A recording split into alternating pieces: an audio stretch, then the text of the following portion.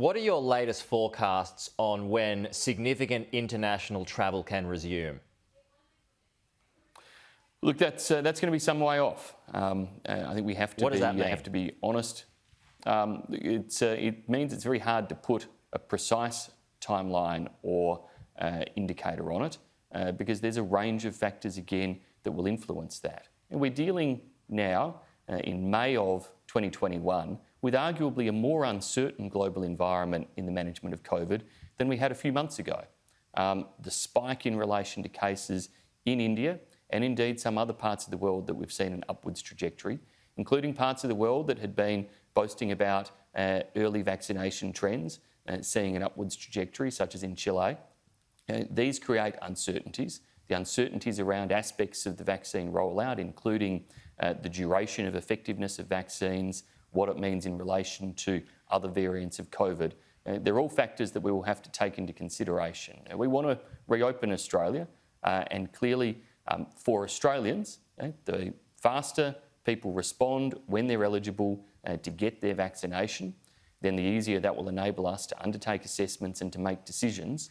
But we're not going to be making promises in relation to reopening the borders that are holding out a false hope when there's a lot of analysis to still be done before we actually get to the point of making that firm decision. It's been suggested this morning that significant international travel won't resume until deep into next year. I think Australians would be surprised if it resumed at the end of this year, or frankly any earlier than that. So what are you thinking? Middle of next year?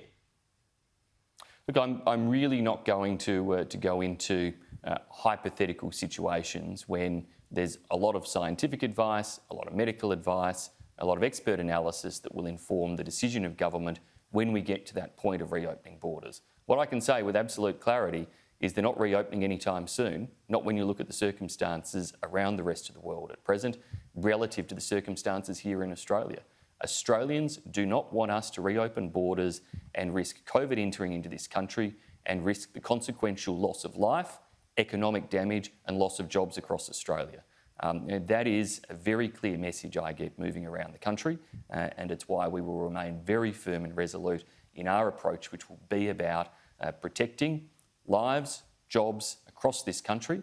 And in the budget handed down next week, we'll continue to respond to the uncertainties of the COVID situation.